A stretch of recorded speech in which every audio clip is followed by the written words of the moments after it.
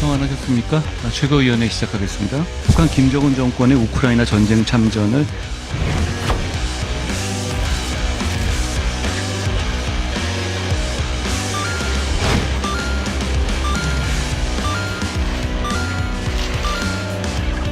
정치 브로커 명모 씨 관련한 현재 상황에 대해서 실망하시고 걱정하시는 것을 잘 알고 있습니다. 대통령께서 사과를 비롯한 필요한 조치를 해야 합니다. 한모진을 전면적으로 개편하고 김건희 여사는 즉시 대외 활동을 중단해야 합니다.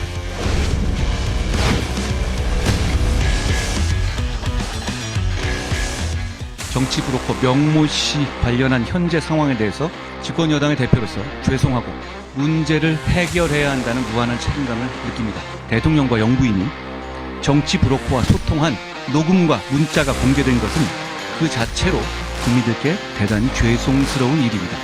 분명히 말씀드리지만 제가 이끄는 지금의 국민의힘은 그런 정치 브로커에 끌려다닐 생각 없고 지금의 우리 당은 지금 문제되는 김영선 전 의원 공천 단칼에 잘라낼 정당입니다.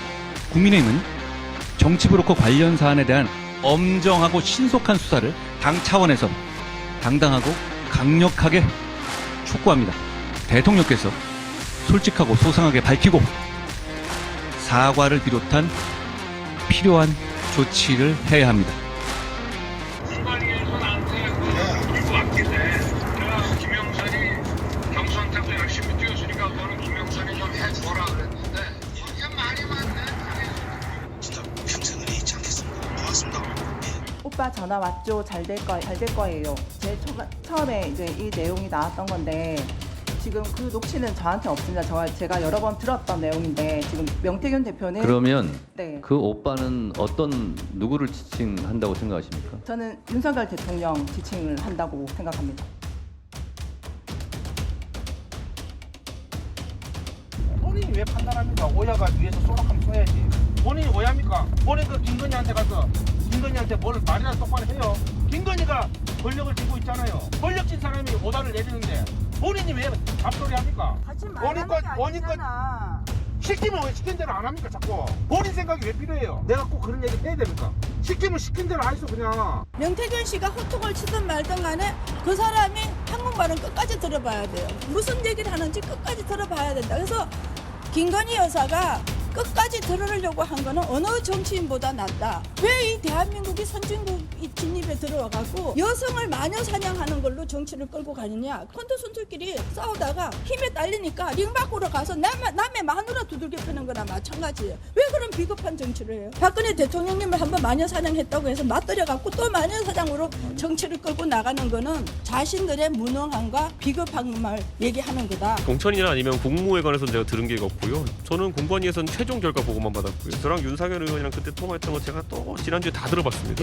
윤영선 후보에 대한 걱정이 거의 99.9%였어요. 김영선 공천은 들어보십시오. 우리 천하람 의원도 잘 아는 이준석 당시 당대표가 아무 문제 없다라고 얘기하고 있어요.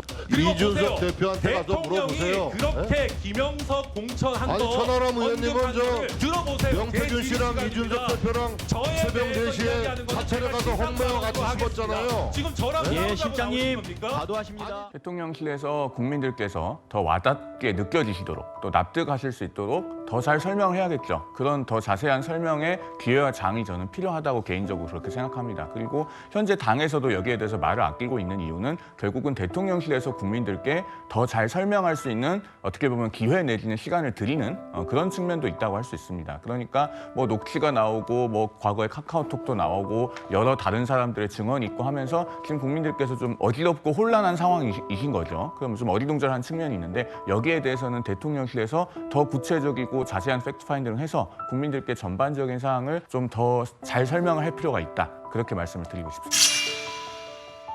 지금 솔직히 대통령실에서 이 문제를 알고 있는 사람은 두 부부밖에 없습니다. 대통령 부부밖에 없어요. 아무도 몰라요. 그러니 지금 해명하는 족족 전부 다 거짓말로 지금 드러나고 있거든요. 그게 문제가 뭐냐면 이 대통령과 대통령실의 신뢰가 무너지면 그 다음에 뭔 이야기를 하든지 간에 먹히지가 않습니다. 아이고 제가 또 거짓말하네. 저건 못 믿을 이야기야. 이게 사람이란 게요. 여러분 아마 뭐 이 상업을 하시는가 뭘 모든 거 마찬가지지만 기본적으로 제일 중요한 거는 신뢰입니다.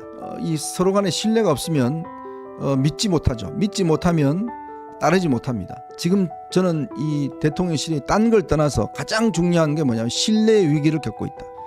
즉 국민들로부터 대통령실이나 대통령이 뭐 이야기를 하는 데 대해서 못 믿겠다 이런 이야기가 나오는 거는 이거는 굉장히 중요한 문제입니다. 저는 이거는 정말 대통령 참모들이 뼈저리게 생각을 해야 될 문제예요.